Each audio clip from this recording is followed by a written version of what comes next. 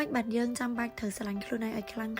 ចង់មកបញ្យល់ហេតុផលងាយឲ្យយើងចេះងាកមកស្រឡាញ់ខ្លួនឯងពីថ្ងៃហ្នឹងទៅមានចាប់អារម្មណ៍នៅពេលដែលយើងភ្លេចស្រឡាញ់ខ្លួនឯងយើងក៏លេចមកមើលខ្លួនឯងគឺយើងដុនដាបមែនតើទាំងផ្លូវចិត្តទាំងផ្លូវកាយទាំងសម្រស់ទាំងអារម្មណ៍ធ្លាក់មកដល់ចំណុចមួយដែលចាប់យើងមែនតើពេលដែលយើងអត់បានស្រឡាញ់ខ្លួនឯងយើងក៏មានអារម្មណ៍ថាជីវិតយើងអត់សូវមានតម្លៃជីវិតយើងអត់សូវមានន័យព្រោះតែយើងអត់បានធ្វើអីសម្រាប់ខ្លួនយើងខ្លះការស្រឡាញ់ខ្លួនឯងវាមិនមែនជារឿងអាត្មានិយមទេប៉ុន្តែជារឿងដែលយើងតែងតែប្រាប់ខ្លួនយើងថាទោះបីជាយើងស្រឡាញ់អ្នកណាក៏ដោយតែទុកក្តីស្រឡាញ់សម្រាប់ខ្លួនឯងខ្លះការដែលយើងស្រឡាញ់ខ្លួនឯងយើងនឹងផ្ដល់ឲ្យខ្លួនឯងនៅអ្វីដែលយើងចង់បានយើងនឹងថែសម្រស់យើងឲ្យស្អាតយើងនឹងប្រឹងប្រែងនៅក្នុងជីវិតប្រចាំថ្ងៃរបស់យើងឲ្យល្អសម្រាប់ជីវិតយើងដឹងអត់នៅថ្ងៃចុងក្រោយដែលយើងអត់មានសល់អ្នកណាគឺយើងនៅសល់ខ្លួនឯងបើទោះបីជាមនុស្សនៅលើពិភពលោកនឹងបោះបង់យើងក៏យើងនៅសេះសល់ខ្លួនឯងដែលមិនបោះបង់ខ្លួនយើងចោលការដែលអោបខ្លួនឯងនៅក្នុងថ្ងៃដែលយើងកំពុងតែពិបាកបំផុតវាពិតជាមានន័យមែនតែនសម្រាប់ជីវិតរបស់យើងហើយយើងចេះស្រឡាញ់ខ្លួនឯងយើងនឹងដឹងថាអ្វីដែលយើងគួរកាត់ចោលអ្វីដែលយើងគួរដកចេញ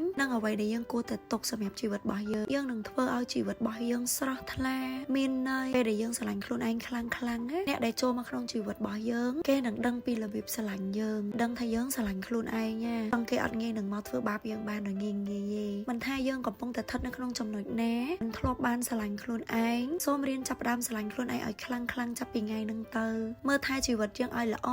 ថែសម្រស់យើងឲ្យស្អាតណា